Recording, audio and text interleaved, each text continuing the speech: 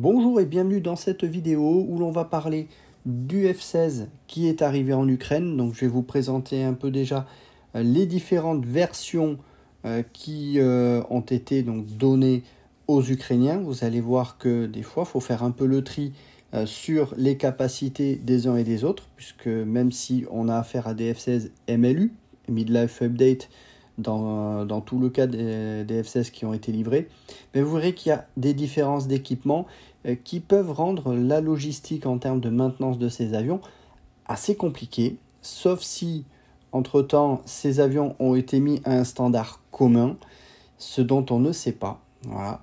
Donc, je vais vous parler un petit peu de ces différentes versions. Je vais vous parler également des armements, parce que vous allez voir que entre ce que l'on dit dans les médias et ce que l'on constate, enfin, du moins ce que l'on est censé attendre, des armements que peuvent emporter ces versions qui ont été données à l'Ukraine, voilà, vous allez vous rendre compte qu'on dit beaucoup de choses, tout et son contraire, et parfois tout et n'importe quoi. Donc, on va réfléchir un peu sur les armements RR pour voir vraiment quelles sont les portées de ces différents armements dont sont équipés les F-16 ukrainiens. On va parler également des armements air-sol, c'est-à-dire des bombes, des missiles, ce qu'elles vont pouvoir permettre au F-16 ukrainien, ce que le F-16 va pouvoir apporter sur le champ de bataille concrètement, et pouvoir essayer de voir est-ce que ce F-16 est réellement un game changer dans la guerre entre l'Ukraine et la Russie, et est-ce que la Russie a des raisons de craindre cet avion. Donc, on va commencer par les différentes versions. Alors, ce qu'il faut savoir, c'est que les versions qui ont été transmises à l'Ukraine, ce sont des versions très anciennes du F-16. Alors, quand je dis très anciennes, ça ne veut pas dire qu'à l'intérieur, ça n'est pas du tout moderne. Ce qu'il faut bien comprendre, c'est que les F-16 européens étaient des F-16 de type A. C'est la version A, c'était la première version du F-16, qui était des blocs 10, blocs 15, et ces F-16 ont ensuite été remis à jour lors d'une modernisation qu'on appelle à MIVI, la Midlife Update, donc la MLU. Et cette modernisation visait à amener les F-16 de première version de F-16A à les amener sur un standard beaucoup plus moderne et proche des F-16C américains, à savoir dans un premier temps des blocs 30, bloc 30, 42, 32, il y avait des blocs 30-32, pardon, 40-42 et 50-52, bref, en gros, on les ramenait quasiment au dernier standard des F-16 américains, à savoir les blocs 50-52. Voilà. Alors 50, c'était pour les avions qui étaient équipés de moteurs General Electric, et 52 pour les avions équipés de moteurs Pratt & Whitney. En l'occurrence, les versions des F-16 européens étaient des versions équipées de moteurs Pratt & Whitney, donc on les ramène sur des équivalents de bloc 52. Donc ça consistait à rechanger complètement le cockpit, qui était un cockpit très ancien, le ramener sur un cockpit qui est similaire à ce bloc 52, à savoir un viseur tête haute bien plus moderne, des écrans multifonctions sur les côtés, notamment en couleur. Voilà. Donc ça, c'est une grosse avancée.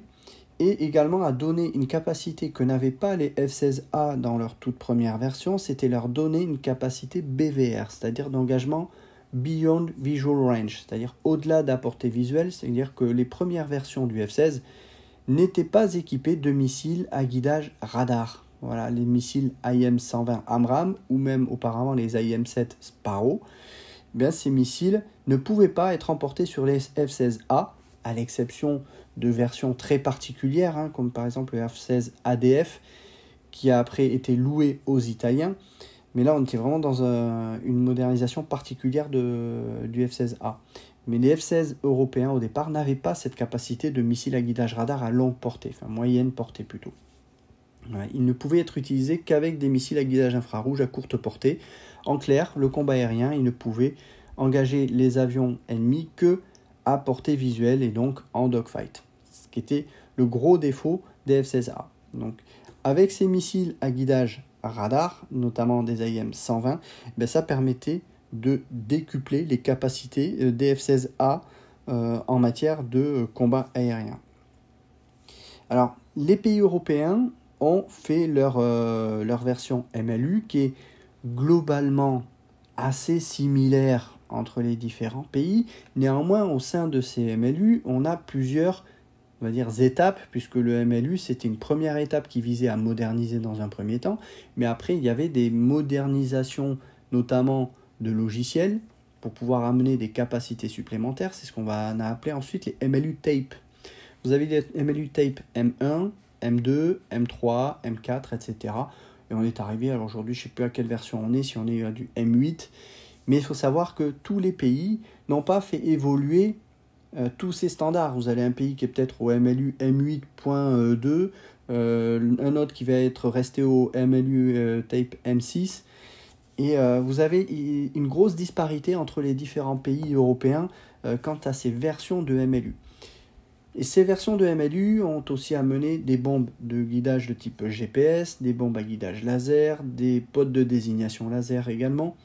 Mais entre différents pays, certains pays vont utiliser par exemple la nacelle Lightning 2, d'autres vont utiliser la Sniper XR. Donc vous voyez qu'entre les différents pays, on a beau dire on donne des F-16, mais d'un pays à l'autre, le F-16 n'est pas le même, et vous n'avez pas le même équipement, même pour la guerre électronique. Si je vous prends le cas des F-16 belges, ils ont été équipés d'un système Carapace qui est très différent de ce que les autres F-16 européens ont été équipés. Donc ça veut dire que vous allez avoir les Ukrainiens qui vont avoir des F-16 danois, des F-16 néerlandais, des F-16 belges, mais chacun de ces pays a ses propres systèmes. Si on voit par exemple sur les F-16 danois que l'on a vu apparaître en photo, les avions ukrainiens que l'on a vu apparaître sont des anciens F-16 danois, vous avez des systèmes PIDS sur les pylônes que vous avez sur les côtés avec des systèmes de guerre électronique que vous n'avez pas dans les autres F-16 MLU des autres pays. Donc ça veut dire qu'en termes de maintenance, il va falloir que les Ukrainiens adaptent la maintenance suivant si c'était des F-16 qui étaient auparavant des F-16 danois. Si c'était des F-16 belges, il va falloir mettre à jour également le système Carapace. Bref, vous avez, en termes de logistique, je ne vais pas dire, mais on donne quand même un peu un cadeau empoisonné aux Ukrainiens, même si c'est des avions qui vont leur apporter de réelles capacités, mais en termes de logistique, on n'est pas du tout dans la simplification pour ce qui est de la logistique pour les Ukrainiens, clairement. Et ça veut dire que certains avions, vous ne pourrez pas totalement les cannibaliser. S'il y en a un qui est hors service, vous ne pourrez peut-être pas utiliser un équipement d'un F-16 belge pour le mettre sur un F-16 danois. Donc, vous voyez que toutes ces choses-là, ça n'est pas simple.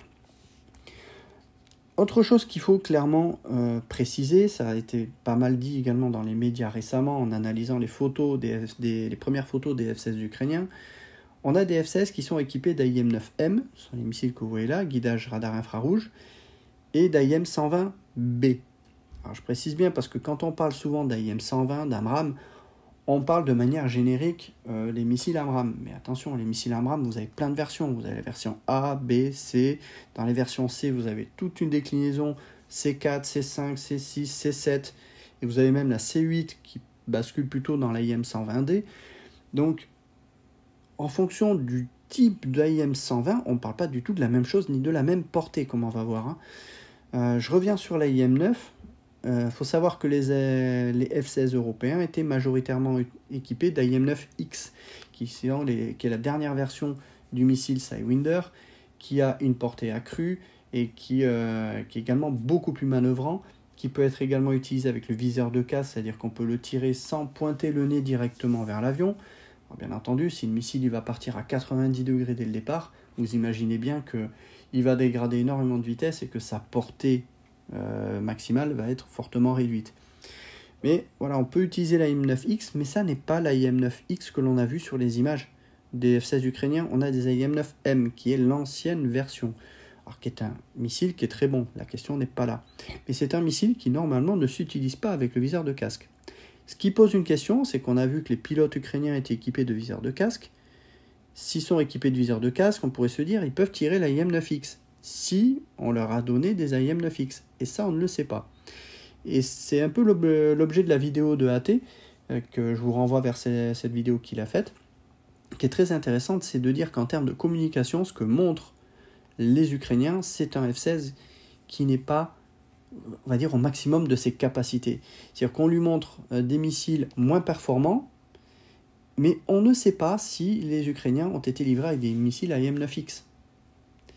Et d'un point de vue communication, ça met un flou sur les Russes, parce que les Russes, ils ne savent pas trop sur quel pied danser. Est-ce que ces avions sont équipés d'IM-9X ou pas? Eh bien, pour l'instant, ils ne savent pas. On laisse une espèce de brouillard de guerre. C'est la même chose sur l'IM-120. Les IM-120 que l'on a vus, ce sont des IM-120B. Pourquoi? Parce que la plupart des pays européens sont restés avec des IM-120B, même s'ils ont mis à jour leur MLU qui permet d'utiliser des versions beaucoup plus récentes des IM-120, à savoir notamment IM-120C7, eh bien en fait, ils ont gardé leur stock de missiles IM-120 et ils ont continué à les utiliser. Et il y a de fortes chances que les pays européens aient envoyé le restant de leurs missiles IM-120B, parce que ceux qui se font équiper en F-35 actuellement, ça n'est pas de l'IM-120B que le F-35 emporte, c'est de l'IM-120C, principalement du C7. Pourquoi? Parce que déjà la portée est bien moindre, comme on va le voir, je vais l'expliquer, mais déjà visuellement, vous pouvez repérer un IM-120B très facilement par rapport à un IM-120C ou un IM-120D. L'IM-120C, savoir que c'est un IM-120 qui a été, on va dire, avec les ailettes qui ont été tronquées, parce qu'en fait, si on avait gardé la taille de ces ailettes-là, ça ne passait pas dans la soute du F-22. Voilà. Et accessoirement aussi du F-35, mais c'était principalement le F-22 qui posait problème. Donc on a créé une version différente de la IM-120B avec des ailettes plus petites, et au passage on a également augmenté la portée du missile en jouant également sur le moteur, sur le moteur fusée du missile. Donc visuellement, voilà, vous voyez la différence. On a un IM-120B qui a des ailettes qui sont triangulaires, les IM-120C et IM-120D sont des ailettes qui sont avec le bout tronqué, donc avec une largeur plus courte. Du point de vue de la portée, ce qu'il faut savoir, c'est que les IM-120B sont des missiles qui ont une portée qui est très limitée. On entend pas mal sur certains plateaux télé, je pense notamment à Xavier Titelman, qui parle d'un missile IM-120 qui peuvent avoir une portée de 100 nautiques ou de 100 km, je ne sais plus ce qu'il disait, mais en l'occurrence, là, on en est très loin. On est sur des IM-120B qui ont une portée, je parlais en nautique, de l'ordre de 27 nautiques. Ça fait grosso modo 50 km, un peu moins, 45 km. Ce qui veut dire que vous avez une portée qui est relativement faible. Si on la compare à une IM-120C7, une version beaucoup plus récente, on est sur 65 nautiques de portée. Donc on est sur une portée d'un IM-120 qui est 2 fois la portée d'un IM-120B que l'on voit sur les images des F-16 ukrainiens. La question qui se pose, c'est est-ce que les F-16 ukrainiens sont équipés d'IM-120 de type C, et notamment du C7 ? Eh bien, on ne sait pas. Et il y a un flou dans la communication des Ukrainiens là-dessus, de façon à ne pas divulguer l'information, parce que quelque part, ça doit servir d'effet de surprise. Que les Russes puissent penser que les F-16 ukrainiens sont équipés avec des missiles qui tirent à 27 nautiques, eh bien, ça leur permet de se rapprocher. Si les Ukrainiens cachent le fait qu'ils ont des IM-120 qui tirent 2 fois plus loin, eh bien, ça va permettre de remettre des avions russes à portée de tir, et les Russes ne vont pas se méfier. Donc, il y a une espèce de flou qui est donné là-dedans. Autre chose qui est souvent répétée et qui n'est pas totalement vraie, c'est qu'on dit que quand on tire des IM-120 AMRAAM, on tire et on dégage et on se barre. C'est-à-dire que le missile, après, il est autonome, il a son propre radar. Oui, mais ce que l'on ne vous dit pas là-dessus, c'est pas que dès que l'on tire le missile, il est totalement autonome, il trouve sa cible. Non, ça n'est pas vrai. Ce qu'il faut savoir, c'est qu'au moment où on tire le missile, le missile, il est en liaison avec le radar de l'avion qui tire, et ce radar, via une liaison de données, va lui mettre à jour la position, il va dire, voilà, l'avion, il a bougé, il continue à se déplacer comme ça, et le missile, il va chercher un point d'interception qui va lui permettre de rencontrer le missile jusqu'à une certaine distance, à laquelle son radar, le radar du missile, va pouvoir s'allumer et trouver facilement sa cible. Vous comprenez bien qu'un missile qui est beaucoup plus petit qu'un avion va avoir un radar beaucoup plus petit et donc qui a une portée beaucoup plus faible qu'un radar d'un avion. Le radar d'un missile IM-120B a une portée de 5 nautiques, c'est-à-dire que le missile ne va activer son radar que quand il sera à moins de 5 nautiques de la position estimée de l'avion. Si cette position elle est mise à jour par l'avion jusqu'au moment où ce petit radar s'allume, eh bien, le missile va trouver facilement sa cible. Mais si entre-temps, le F-16 a dégagé, le missile il va procéder en autonome vers un point d'interception qui est prévu par rapport à la dernière position que lui a transmis le radar du F-16. Et peut-être qu'entre-temps, l'avion, eh bien, il a changé de trajectoire. Et quand le missile AIM-120 va arriver à son point où il doit allumer son radar, il va allumer son radar, et qu'est-ce qu'il va trouver? Rien du tout, puisque l'avion n'est plus à cet endroit-là, il a changé de trajectoire. Mais il ne le savait pas. Et donc, à ce moment-là, votre missile, il est perdu. Donc, ces notions-là, il faut bien les comprendre. Quand on vous dit que c'est un missile tiré-oubli, oui, c'est un missile tiré-oubli, mais si vous partez trop tôt, que vous arrêtez de guider trop tôt votre missile, ben votre missile il va arriver à un endroit où votre cible n'est peut-être plus. Voilà. Donc il faut guider le missile le plus longtemps possible. Mais si vous voulez guider le missile le plus longtemps possible, ça veut dire que vous continuez à garder le nez vers la menace, vers la cible, qui, elle en retour, peut aussi vous tirer un missile. Donc il va falloir choisir, est-ce que je continue à illuminer ma cible pour donner plus de chance à mon missile de trouver sa cible à la fin, ou alors est-ce que je dégage et j'assure ma survie? Vous voyez qu'il y a tout un aspect tactique dans le combat à longue distance qu'on ne vous explique pas sur les plateaux télé. Voilà. Donc ça, déjà, il faut bien le comprendre. Hein. Voilà. En termes de guerre électronique, ce qu'il faut également savoir, c'est qu'on vous a parlé pas mal, pour ceux qui ont regardé un petit peu l'actualité, des PIDS, ces fameux pylônes que vous avez sous les F-16 qui sont uniquement sur les F-16 danois. Ce PID, c'est quand même un équipement qui est extrêmement important en termes de guerre électronique, puisque vous avez dessus des détecteurs qui vont permettre non seulement de détecter les radars, en plus des équipements qu'a le F-16 pour détecter les émissions radar. Là, ça va permettre d'avoir une bibliothèque qui est beaucoup plus fournie, qui permet de détecter plus de types de radars, mais ça va également détecter ce qu'on va appeler des départs missiles. Souvent, ces systèmes-là, c'est des systèmes qui fonctionnent en ultraviolet, c'est-à-dire quand un missile est tiré, le booster du missile, ça crée forcément une traînée de chaleur, une traînée qui est dans une onde, une longueur d'onde qui est propre à ce type de missile et qui est détectable en ultraviolet. C'est-à-dire que dès que le système il détecte qu'un missile part du sol, par exemple un missile portable SAM, de type SAM, dès qu'il part, en fait, c'est le propulseur qui est détecté par ce système ultraviolet et qui donne tout de suite une alerte au pilote avec éventuellement une direction. Attention, il y a un missile qui est tiré de cette direction-là. Et c'est même en lien avec le système de leurrage, c'est-à-dire que le système va pouvoir leurrer immédiatement et automatiquement, sortir des leurres infrarouges pour pouvoir essayer de leurrer ce missile de manière automatique sans que le pilote ait à faire quoi que ce soit. Alors bien sûr, le pilote il peut choisir entre manuel ou automatique. Mais le mode automatique permet de gagner du temps et de déclencher tout de suite les systèmes de leurrage. Voilà. Donc ça, ce système-là, c'est un système qui est quand même très intéressant. Alors bien sûr, vous avez des systèmes automatiques de leurrage sur des versions qui ne sont pas équipées du PIDS. Hein. Ça marche aussi très bien. Néanmoins, le PIDS, il amènera une meilleure réactivité, une meilleure détection, et surtout une détection des départs missiles que vous n'avez pas sur les autres F-16 qui sont équipés de PIDS, qui ne sont pas équipés de PIDS.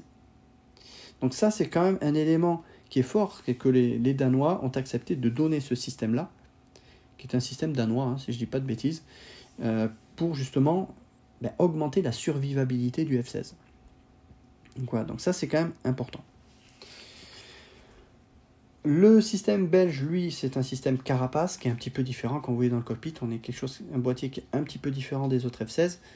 Chacun a ses particularités, peut-être un peu meilleur sur certaines détections, etc. Là, on rentre dans des domaines qui sont confidentiels défense, et donc on a souvent très peu d'informations, d'autant que on sait un peu comment ça fonctionne en essai, mais dans la pratique sur le terrain, on n'a pas encore beaucoup de retours si ces systèmes sont suffisamment efficaces. On a eu justement la surprise de voir que pendant les premières actions des Russes en Ukraine, beaucoup d'avions et d'hélicoptères avaient des systèmes de guerre électronique qui étaient inefficaces. À l'heure actuelle, on ne sait pas tellement si nos systèmes que l'on a sur nos F-16 là sont plus efficaces. Donc c'est vraiment l'utilisation dans la pratique qui va montrer si ces systèmes fonctionnent bien ou pas. Voilà. Vous avez également sur ces avions-là, vous avez des systèmes de brouillage, et notamment sur le PIDS, vous avez des petites antennes qui permettent de brouiller. Alors vous vous rendez compte que bien sûr ces antennes, il y en a une vers l'avant, il y en a une vers l'arrière. Mais sur le côté, il n'y en a pas. Ça, c'est très important à le comprendre, c'est que si vous voulez brouiller un radar, il faut que soit vous soyez face au radar que vous voulez brouiller, donc vous vous rapprochez de la menace, ce qui n'est pas l'idéal, soit vous êtes complètement de dos, vous vous éloignez. Mais si vous êtes à 90 degrés, ben, votre brouillage ne fonctionnera pas, parce que les antennes ne sont pas disposées dans la direction dans laquelle vous devez brouiller. Donc ça aussi, c'est un élément qui est important. Vous avez des F-16, notamment les F-16 belges et néerlandais, sont équipés de systèmes de pods, des nacelles en fait, qui sont emportés sous l'avion, notamment des AN ALQ 131. Ça, c'est le même système que vous trouvez sur la plupart des F-16, sur la plupart des avions américains. Et cette petite nacelle, vous voyez que c'est deux grosses boules que vous avez, une à l'avant et une à l'arrière. Et bien vous allez avoir un brouilleur de chaque côté qui va brouiller vers l'avant et vers l'arrière. Petite particularité, ce dont on ne vous parle pas également beaucoup. Il faut savoir que quand votre brouilleur brouille vers l'avant, ça va également perturber votre radar et particulièrement la liaison entre le missile et l'avion. C'est-à-dire que si vous tirez un missile AMRAAM, que vous le guidez, si vous brouillez en même temps, ben, vous ne pourrez pas en fait assurer la liaison avec le missile parce que ce système de brouillage risque de perturber les données qui sont envoyées au missile. Donc, quand vous tirez un missile vers la cible, bien, généralement, vous ne pouvez plus brouiller. Ça aussi, c'est quand même un élément qui peut être assez limitant. Voilà. Donc, ces nacelles-là sont des nacelles qui sont assez classiques. Ce qu'il faut également bien savoir là-dessus, et ça aussi on ne vous le dit pas dans les médias, c'est que il faut que ces nacelles soient en mesure de détecter une onde radar, mais surtout de l'identifier, de savoir que le radar qui est détecté là, c'est un radar par exemple de Sukhoi 35. Un Sukhoi 35, il a un radar qui va fonctionner sur une certaine gamme de fréquences, sauf qu'il n'a pas qu'une seule fréquence de fonctionnement. Il va en avoir plusieurs, surtout que c'est des radars à balayage électronique qui font surtout de l'évasion de fréquence, c'est-à-dire que le radar il va émettre une fraction de seconde sur une fréquence, la fraction de seconde suivante, il va émettre sur une autre fréquence, la fraction suivante sur une autre, il va émettre sur plusieurs fréquences, ce qui fait que détecter ce type de radar est beaucoup plus difficile. Ça, c'est déjà un premier point. Mais il faut également que vous sachiez reconnaître ce type de radar. Donc, c'est là qu'entre en compte tout le renseignement électromagnétique, et donc les avions de type de guerre électronique, type RC-135, également les AWACS sont équipés de systèmes qui permettent de détecter ce genre de choses, mais ce sont surtout les RC-135 qui vont détecter les nouveaux signaux. Et il va falloir ensuite les interpréter correctement pour savoir que ce nouveau signal qu'on a détecté, c'est un signal qui correspond à un radar de Sukhoi 35. Et les choses ne sont pas si simples que ça, parce que vous avez un mode qui va fonctionner comme ça, mais vous avez plusieurs modes. Donc il faut s'assurer de connaître tous les modes de fonctionnement du radar que vous souhaitez détecter. Et là, ça n'est pas si simple. Voilà. Dans des procédures temps de paix, par exemple en France, les pilotes de Rafale avaient interdiction d'utiliser certains modes radar pour ne pas que les autres pays captent les caractéristiques techniques de ce mode de radar pour qu'il reste secret le plus longtemps possible. Et bien là, c'est pareil, on n'a peut-être pas détecté tous les modes de fonctionnement des radars de Sukhoi 35, et donc on n'est pas certain de pouvoir détecter tous les types de fonctionnement de radars de Sukhoi 35. Et c'est là que c'est hyper important de bien comprendre ce qu'est une bibliothèque de guerre électronique. Il faut que cette bibliothèque de guerre électronique, elle soit suffisamment à jour, et qu'en fonction des nouveaux signaux que l'on détecte, des nouveaux systèmes de radar, SAM, etc., qu'on mette à jour ça de façon à s'assurer que nos F-16 ukrainiens aient la base de données la plus à jour possible pour pouvoir détecter un radar qui les verrouille. Si ce radar n'est pas connu, le système ne le connaît pas, il ne pourra pas avertir le pilote qu'il est verrouillé par un radar. Voilà. Donc vous voyez que la guerre électronique, c'est quelque chose qui est très très très pointu. On va revenir un peu sur les missiles RR. Donc je vous ai dit, il y a plusieurs différents types de missiles. On a vu les AIM-120, on est sur des portées d'environ 25-30 nautiques, mais qu'on peut aller à de l'ordre de 65 nautiques avec du C7, et on peut même aller sur les AIM-120D à quasiment 100 nautiques de portée. Hein. Voilà. Mais ce qu'il faut également prendre en compte, c'est la portée du petit radar du missile. Voilà. Si on a un AIM-120B, la portée radar est environ de 5 nautiques. C'est-à-dire que le missile, il va falloir qu'il soit à 5 nautiques de la cible pour allumer son radar. Sur des AIM-120 type C7, là, on est plutôt à 10 nautiques. C'est-à-dire que vous allez avoir le radar du missile qui va pouvoir s'activer plus loin de la cible. Donc si le missile s'active à 10 nautiques de la cible, hop, ça veut dire que dès l'instant où le missile passe actif avec son radar actif, vous pouvez dégager. Alors que sur un AIM-120B, vous allez devoir attendre que le missile arrive à 5 nautiques. Donc c'est beaucoup plus dangereux de vous rapprocher de cette cible. Voilà. En face, vous avez différents types de missiles dont sont équipés les avions russes. Celui qu'on vous parle souvent, c'est le R-37. Donc c'est un gros missile qu'on retrouve sur les Sukhoi 35, sur les MiG-31. C'est un missile qui a une portée, accrochez-vous bien, de 160 nautiques environ. Et son radar, il devrait s'allumer à peu près à 20 nautiques. Alors, c'est un très gros missile, mais c'est un missile qui est beaucoup moins manœuvrant aussi. Voilà. C'est également, comme il est très gros, dès l'instant où il va manœuvrer, il va perdre de plus en plus son énergie et donc sa vitesse. On va parler justement de cette notion d'énergie parce que c'est extrêmement important à comprendre. Vous avez également le R-77 qui est l'équivalent de l'AMRAAM côté russe. Et là, suivant les versions, vous avez des portées de l'ordre de 43 nautiques à 75 nautiques. Donc on est sur des portées équivalentes à peu près à de l'AIM-120 C7, hein, à peu près. Et le radar, pareil, il s'active entre 5 et 10 nautiques à peu près. Voilà. Donc ça, ce sont les principaux missiles, du moins les plus dangereux. Je ne parle pas ici du R-27, parce que le R-27, c'est un missile à guidage radar semi-actif, c'est-à-dire que l'avion est obligé de verrouiller la cible, de la garder verrouillée tout le temps de vol du missile. C'est-à-dire que si vous cassez le verrouillage, votre missile il est perdu s'il n'a pas atteint sa cible. Donc je vais parler plutôt de ces missiles à guidage radar actif. Ce que je vais essayer de vous faire comprendre, c'est que quand on tire un missile, si on a une portée, je vous disais, de l'AIM-120B aux environs de 30 nautiques, on va simplifier à 30 nautiques. Vous êtes en face à face avec votre cible, à 30 nautiques, vous tirez votre missile. Mais votre missile, si la cible ne bouge pas et continue à se rapprocher, il aura parcouru en fait peut-être 20 nautiques. Il n'aura pas parcouru 30 nautiques, mais vous aurez pu tirer votre missile à 30 nautiques. Voilà. Et la même chose va s'appliquer aux missiles russes. Ce qu'il faut également vraiment être conscient quand on vous donne ces distances-là, c'est que ce sont des distances qui sont brutes et qui en fait quelque part ne veulent rien dire. Pourquoi ? Si vous tirez votre missile à haute altitude, vous aurez peut-être vos 30 nautiques de portée avec votre AIM-120. Mais si vous êtes à basse altitude, vous aurez peut-être que 15 nautiques de portée. Pourquoi ? Quand vous êtes haut, vous avez une densité de l'air qui est plus faible. Ça veut dire que l'air qui va frotter contre le missile va le freiner moins vite. Par contre, à basse altitude, l'air est plus dense. Comme l'air est plus dense, ça va frotter davantage sur le missile, ça va lui créer davantage de traînée.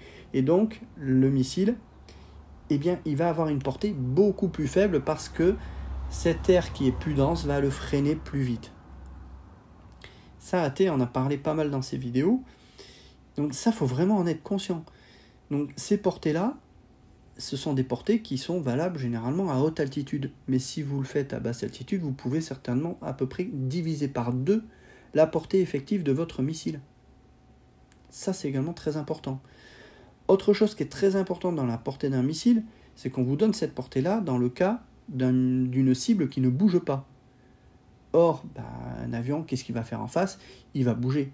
Il va forcer le missile à changer plusieurs fois sa trajectoire. Pourquoi ? Parce qu'un missile, il faut bien comprendre qu'il est propulsé pendant quelques secondes. Une fois que le moteur fusée est épuisé, le missile il plane. C'est-à-dire que les moindres manœuvres que vous faites, ça va occasionner des déplacements des ailettes que vous voyez sur le missile et ça crée de la traînée. Cette traînée, elle va créer du freinage sur le missile. Et donc, à chaque fois que le missile va changer de trajectoire, il va perdre de l'énergie, il va perdre de la vitesse. Et cela très très vite. Pour ça que si vous avez un avion qui change de trajectoire à 90 degrés, le missile pour aller chercher la cible, il ne faut pas qu'il aille chercher la cible, il faut qu'il aille chercher plus loin que la cible. Une trajectoire d'interception, et vous voyez bien que mathématiquement, eh bien, le missile va devoir voyager sur une distance extrêmement grande. Et peut-être qu'il n'aura pas la vitesse nécessaire pour parcourir cette distance. Donc il n'atteindra peut-être jamais sa cible. Cette notion d'énergie, elle est extrêmement importante. Et toutes les tactiques de déception des tirs missiles, ça consiste à faire en sorte que le missile n'atteigne pas sa cible en le faisant épuiser le plus possible son énergie avant qu'il nous arrive dessus. Et si ça ne suffit pas, mais il faut s'assurer que son énergie aura été suffisamment réduite pour qu'une dernière manœuvre d'évasive ne permette pas au missile de suivre sa cible à la fin. Voilà. Donc ça, c'est quand même très important de le comprendre. C'est à la base des tactiques du combat à long rayon d'action. Voilà.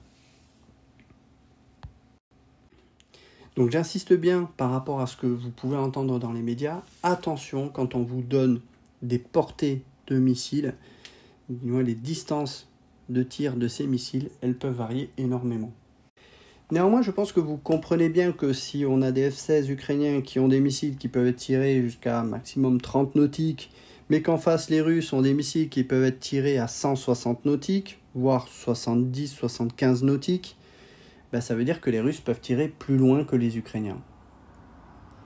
Sauf si les F-16 ukrainiens sont équipés de missiles AIM-120 qui portent plus loin de l'ordre de 65 nautiques. Mais il faut bien comprendre que on est sur des cas d'engagement qui sont très particuliers et ce n'est pas parce que les Russes ont des missiles qui tirent de plus loin que les Ukrainiens ne peuvent pas mettre en place des tactiques pour se rapprocher et faire des sortes d'embuscades pour essayer de passer au travers et pouvoir tirer quand même leurs missiles. Je vous prends un exemple. Dans les années 90, on avait dans le nord de la France les Mirage 2000C de la base aérienne de Cambrai qui étaient équipés de missiles Super 530 qui pouvaient tirer à peu près à 20 nautiques, grosso modo. Et en face, vous aviez les F-16 belges qui étaient en F-16A qui n'avaient pas de missiles AIM-120 encore à l'époque, ils n'avaient que les missiles à guidage infrarouge, donc ils étaient obligés, pour pouvoir essayer d'avoir une chance d'abattre un Mirage 2000, en combat simulé bien sûr, de se rapprocher pour pouvoir être en combat tournoyant et tirer leurs missiles. Donc vous allez me dire, mais jamais ils pouvaient se rapprocher puisque les Mirage 2000 pouvaient tirer avant. Et oui et non. Il y a des tactiques, donc vous aviez des tactiques qui étaient testées par les Belges, notamment une qui consistait à arriver très rapide en supersonique. Et quand vous arrivez en supersonique, vous laissez une fenêtre de tir beaucoup plus courte à votre ennemi, qui va tirer son missile, mais vous allez faire une seule manœuvre, vu la vitesse, vous allez défaire très vite votre missile, et une fois que le missile est défait, hop, c'est bon, vous êtes à courte portée, et vous pouvez engager votre Mirage 2000 à courte distance. Et ça marchait plutôt bien, la tactique. Autre tactique, c'est, la tactique un peu du filou, c'est-à-dire que vous envoyez un avion en face à face avec le Mirage 2000, qui va servir un petit peu de leurre, et en basse altitude, vous avez un F-16 qui sera beaucoup moins détectable à basse altitude, et qui va attendre le moment où il va pouvoir se glisser derrière les Mirage 2000, parce que quand le Mirage 2000 va tirer son missile à guidage radar semi-actif, il est obligé de verrouiller sa cible, et quand il verrouille sa cible, il ne voit pas ce qu'il y a autour. Et donc il se retrouve aveugle, il ne voit pas le F-16 qui lui arrive par en dessous, et qui vient l'engager, et ça aussi c'est une tactique qui marchait très bien. Donc rien n'empêche les Ukrainiens de mettre en place des tactiques, en sachant pertinemment quels sont les points forts de l'ennemi, quels sont ses points faibles, quels sont vos points faibles, comment vous pouvez transformer vos points faibles en points forts, mais les choses ne sont pas si évidentes que ça. En Ukraine, vous avez un terrain qui est relativement plat, vous ne pouvez pas trop utiliser le terrain pour vous cacher, donc ça c'est un petit peu embêtant. Et en face, vous avez également des avions russes qui sont équipés de radars plus modernes que vos F-16. Vos F-16 sont équipés de radars à balayage mécanique, même s'ils ont été modernisés. Ce sont quand même des versions radars qui sont assez anciennes, qui ne sont pas les plus performantes, ça porte à peu près à 60 nautiques. Là où les radars russes vont porter à plus de 100 nautiques parce qu'ils sont beaucoup plus gros, ils sont plus puissants, donc ils ont une portée plus importante, mais pas seulement. C'est-à-dire que là où vous avez un radar à balayage mécanique d'ancienne génération sur les F-16 ukrainiens, vous avez sur les avions russes des radars à balayage électronique, soit antenne passive, soit antenne active, qui sont beaucoup plus difficiles à brouiller, mais également les échos de sol, quand vous regardez vers le bas, ils seront moins perturbés par les échos de sol. Alors, ils le seront quand même un peu, mais ils le seront beaucoup moins qu'une antenne mécanique comme le F-16. Donc, le F-16, il a clairement un handicap par rapport aux avions russes qu'il y a en face. Et donc, il va falloir que les Ukrainiens jouent là-dessus, non pour aller, dans un premier temps en tout cas, essayer de rester à distance. Et d'essayer de protéger leur F-16, c'est-à-dire de ne pas les mettre en danger parce qu'ils n'en ont pas beaucoup. Les pilotes, pareil, ils n'en ont pas beaucoup. Donc il va falloir essayer de garder un taux de survivabilité de leur F-16 et des fois, il va falloir rester à distance, refuser un engagement RR parce qu'ils ne sont pas en position favorable face à ce genre d'avion. Sauf si on est dans le cas d'une embuscade où ils arrivent à placer des F-16 correctement par rapport à des trajectoires, les garder radar éteint pour ne pas qu'ils se fassent détecter, parce que quand vous allumez votre radar, en face, on peut détecter votre émission radar, on sait que vous êtes là, de la jouer discrète et de passer en mode offensif au moment où vous êtes à portée. Et donc ça nécessite une coordination. Soit vous utilisez les radars au sol qui vont vous donner la position des avions ennemis, les avions ennemis sont là, vous restez caché, et quand les avions arrivent à portée, là vous pouvez vous glisser dessous radar éteint, et arriver au milieu de la patrouille ennemie et faire un strike, j'ai envie de dire. Autre solution, c'est de mettre un F-16 en leurre qui lui va éclairer au radar, regarder ce qui se passe, mettre un autre F-16 qui est caché, c'est-à-dire que les ennemis vont voir l'avion qui est à haute altitude, qui lui a son radar allumé, et par liaison de données, ce F-16 va pouvoir envoyer la position à l'avion qui se cache. Par liaison de données, mais également par liaison 16. Visiblement, ce que l'on sait, c'est que les F-16 sont équipés de liaison 16, ce qu'on a fourni visiblement aux Ukrainiens. Donc ils vont pouvoir s'envoyer les données radar, mais quand l'avion va faire demi-tour, son radar ne va plus pointer vers les cibles. Donc les cibles ne seront plus mises à jour. Ils ne seront mises à jour que quand l'avion refera demi-tour. Mais au bout d'un moment, l'avion il ne va pas rester face aux cibles, il va se rapprocher. Il va faire demi-tour pour rester en sécurité. Donc ces données-là, vous allez avoir une mise à jour, mais qui n'est pas forcément valable sur la totalité de la durée. Néanmoins, ce qu'on ne sait pas, et ça fera partie de choses qui sont vraiment extrêmement secrètes, on sait qu'il y a des AWACS qui traînent quasiment H24 dans le secteur, des AWACS américains, français, OTAN également, et ces avions peuvent très bien donner des images de la situation par liaison 16 aux avions ukrainiens. Et ça peut très facilement se faire. Donc, il peut y avoir une utilisation des AWACS des alliés pour détecter et donner ce qu'on appelle une picture, une image en fait, aux F-16 ukrainiens via la liaison 16. Et ça pourrait être très très efficace pour essayer des embuscades et donc d'essayer de faire approcher les F-16 sur les côtés, hors du diagramme de détection des avions de l'ennemi, pour les faire arriver par derrière et leur faire des embuscades. Le problème, c'est que les avions russes, pour l'instant, ils restent toujours au côté russe de la ligne de front. Et donc, pour faire ce genre d'embuscade, il faudrait, dans l'idéal, que les F-16 passent côté ennemi. Et ça, je ne pense pas que les Ukrainiens soient prêts à faire ce genre de choses, sauf peut-être ponctuellement, s'ils savent que dans cette zone-là, ils peuvent faire traîner un F-16 à basse altitude, et parce qu'ils savent qu'il n'y a pas trop de risque de missiles solaires, mais ça reste quand même une tactique qui est assez risquée. Donc ce qu'on risque de voir potentiellement comme engagement, ce sont des F-16 qui seront à basse altitude, qui seront prêts à venir peut-être accélérer pour aller frapper tout de suite des bombardiers avant qu'ils larguent les bombes sur la ligne de front. Et déjà là, ça va être quand même un impact pour les Russes qui vont se retrouver très embêtés au moment où ils vont devoir larguer leurs bombes. Mais l'utilisation du F-16, moi je veux l'avoir dans une utilisation plus globale et plus sur du moyen terme, plutôt que sur des actions comme ça. Le F-16 a la capacité de tirer des missiles AGM-88 ARM qui vont permettre de frapper les missiles solaires, les radars. Voilà. Je pense que dans une priorité, il va falloir que le F-16 déblaye le ciel sur l'avant du front de tout ce qui est système de défense solaire de type radar. De façon à ce que les Russes n'aient pas de radar actif trop près du front et qu'ils ne voient pas arriver ces F-16. Donc de rendre les Russes aveugles sur une partie de la ligne de front. Et à partir de là, vous pouvez vous permettre ensuite d'opérer vos F-16 avec une beaucoup plus grande liberté d'action. Et à ce moment-là, si vous avez moins de menaces près du front, vous allez pouvoir utiliser vos F-16, non pas pour aller frapper des avions, mais pour aller frapper les troupes qui sont sur la ligne de front, et particulièrement les chars, l'artillerie. Parce que ce qu'il faut, c'est soulager les troupes au sol pour empêcher les troupes russes d'avancer. Si vous frappez l'artillerie, vous mettez vraiment un gros coup de pied dans la fourmilière des Russes, quoi.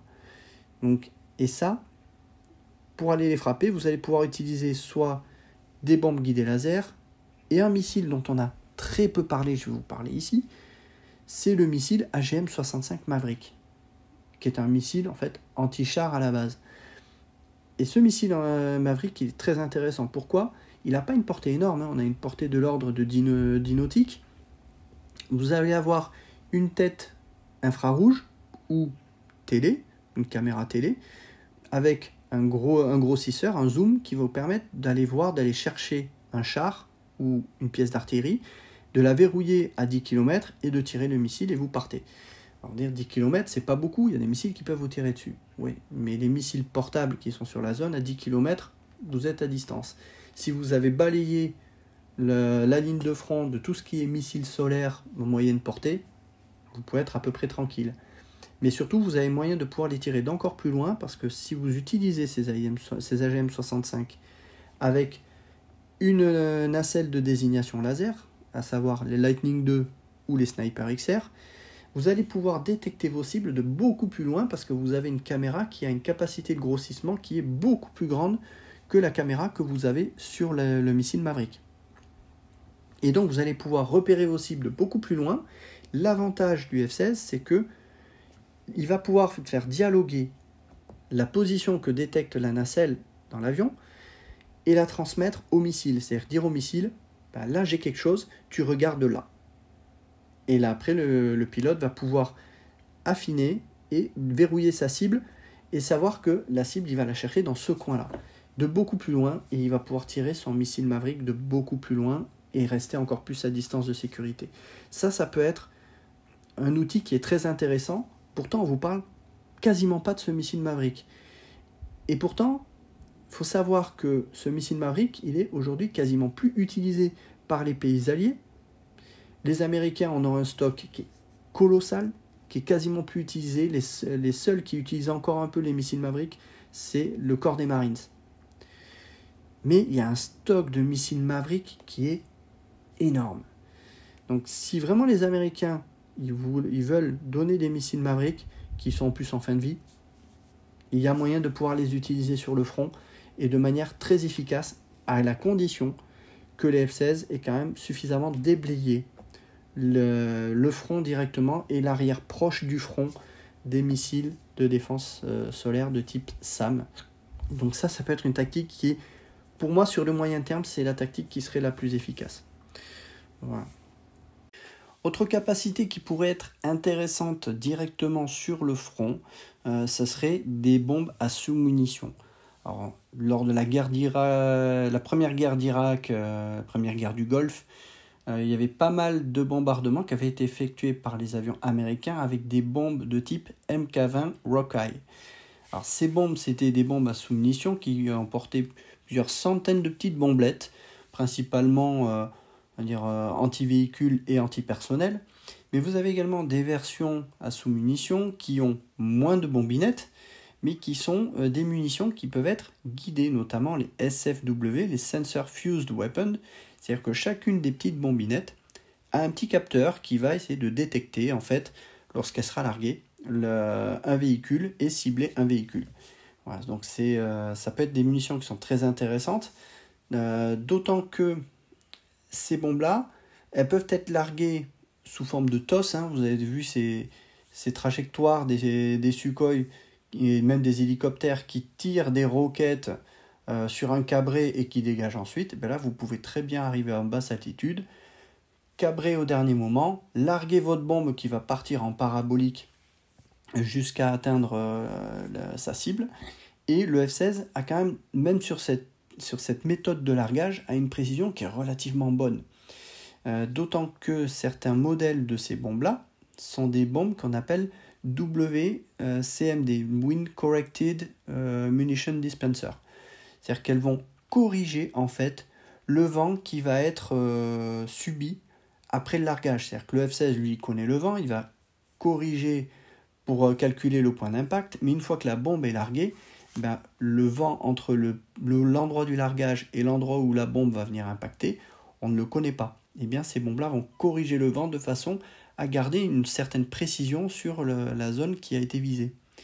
Et vous pouvez également sur ces types de munitions définir une hauteur d'ouverture. C'est-à-dire que si vous définissez une ouverture de la bombe à sous-munition à une altitude basse, vous allez avoir une concentration des bombinettes sur un espace qui est plus restreint, mais très concentré.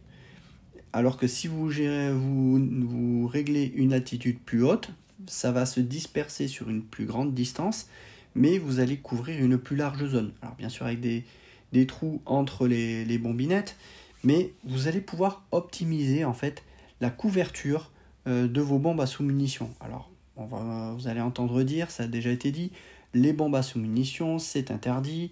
Ben non, c'est pas interdit par les Américains, ils n'ont pas signé le traité, les Ukrainiens non plus, et j'ai envie de dire, qui on est pour pouvoir juger les Ukrainiens s'ils ont le droit d'utiliser des bombes à sous-munitions ou pas? C'est sur leur terrain, sur leur territoire.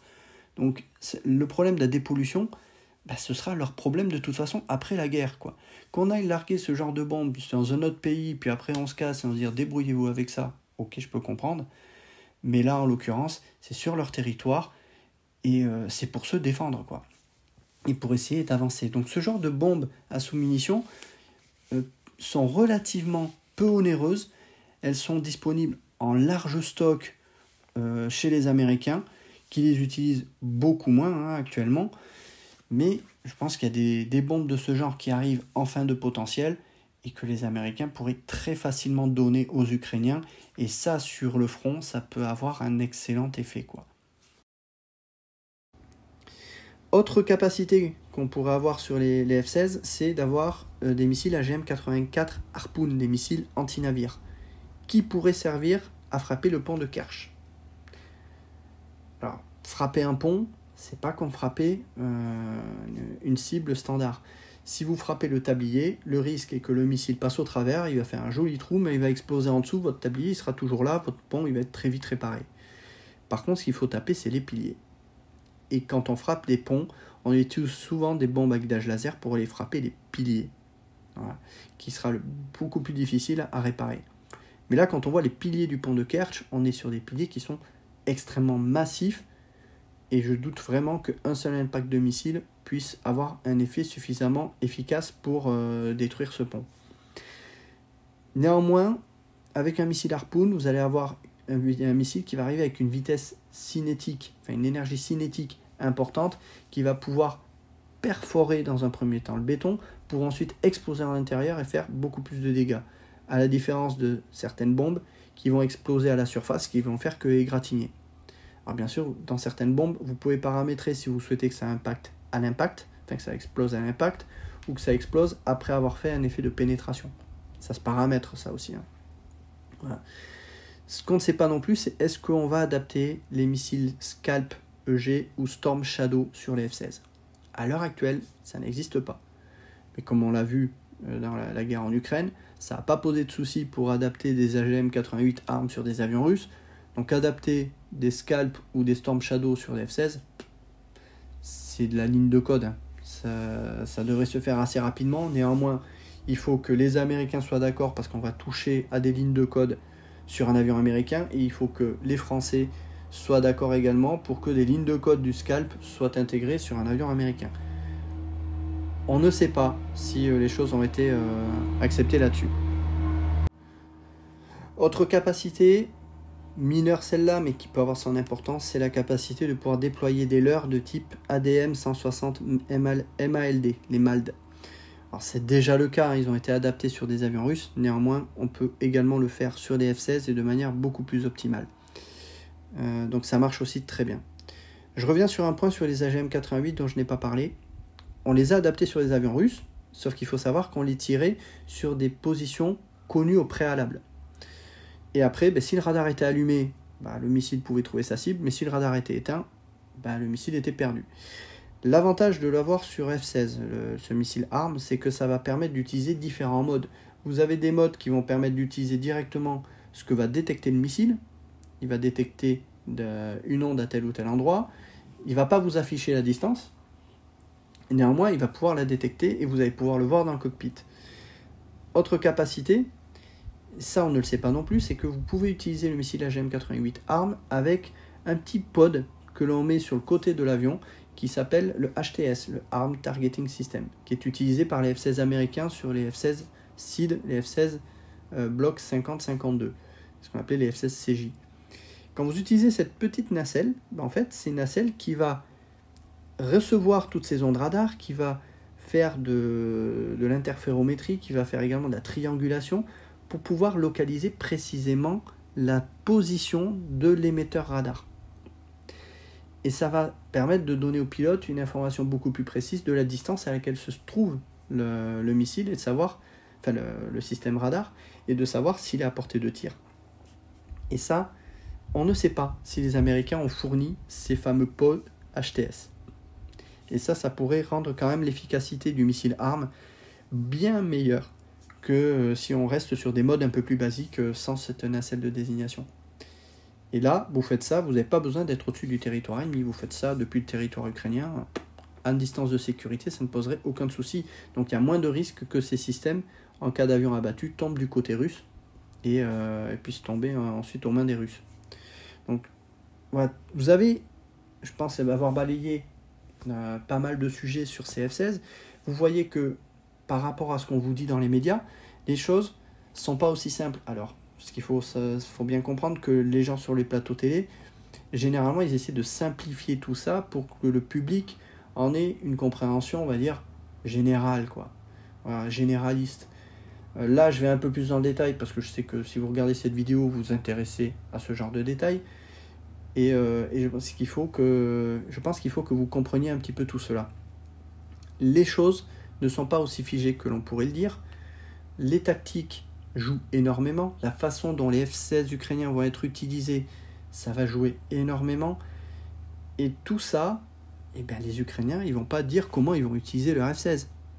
Ni avec quels armements sophistiqués on va leur donner. On va le savoir certainement avec des images qui vont peut-être fuiter à l'avenir. Mais à l'heure actuelle, l'image que l'on a de ces F-16, ce sont des F-16 qui n'ont pas des capacités extraordinaires en termes de portée, comme on a dit pour les missiles AMRAAM. Donc leur impact, c'est surtout médiatique, c'est de dire aux Russes, ouais, on a les F-16. Mais les Russes, ils vont se dire, ouais, ils ont des F-16, ils sont pas super bien équipés, on est tranquille.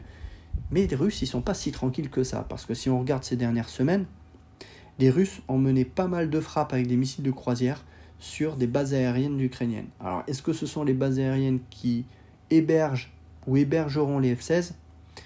On ne sait pas, mais ce qu'il faut savoir, c'est que les Russes, ils ont des satellites, ils vont observer chaque jour les bases aériennes ukrainiennes pour savoir où est-ce qu'il y a de l'activité et essayer de deviner où est-ce qu'ils peuvent aller taper ces F-16.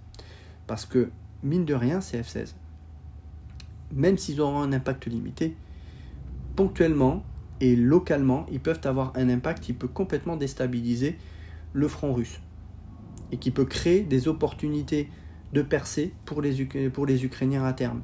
Ces F-16, ils ont cette capacité-là. S'ils sont bien utilisés, s'ils sont bien coordonnés, ils peuvent faire beaucoup de mal aux Russes. Et ça, les Russes, ils sont pas bêtes, hein. Ils en sont conscients.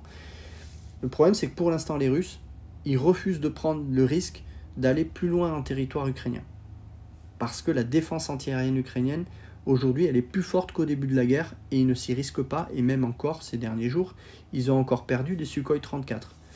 Donc, ils perdent beaucoup d'avions face à la défense antiaérienne et c'est pour ça que les Ukrainiens ils doivent faire un effort beaucoup plus marqué sur la destruction des défenses antiaériennes russes, sur les radars, sur les systèmes SAM, parce que c'est la priorité, c'est ce qui va permettre d'utiliser leur F-16 de manière plus sécure au-dessus du territoire et de pouvoir s'approcher davantage de la ligne de front et de pouvoir aller taper la ligne de front avec des bombes, des missiles Maverick et soutenir les troupes au sol de façon à soulager la pression qu'il peut y avoir au sol au niveau du front. Et ça oui, les F-16, ils peuvent avoir cet effet-là. Encore faut-il qu'il y ait également un nombre qui soit suffisant pour qu'il y ait suffisamment de missions au jour le jour pour avoir un effet qui commence à se voir sur le terrain. À l'heure actuelle, les Ukrainiens sont davantage dans une phase où on apprend à utiliser l'avion sur les lignes arrières, on va l'utiliser ponctuellement, mais on va rester quand même à distance, on ne va pas risquer nos pilotes, on ne va pas risquer le peu d'avions que l'on a pour l'instant, parce qu'on n'en a pas suffisamment pour avoir un effet global sur la totalité du front. Mais le F-16 peut apporter beaucoup de choses sur le terrain s'il est bien utilisé, et les pilotes ukrainiens, lorsqu'ils sont suffisamment inventifs et suffisamment prudents pour pouvoir l'utiliser au mieux et apprendre à continuer à l'utiliser sur le long terme pour être de plus en plus efficace.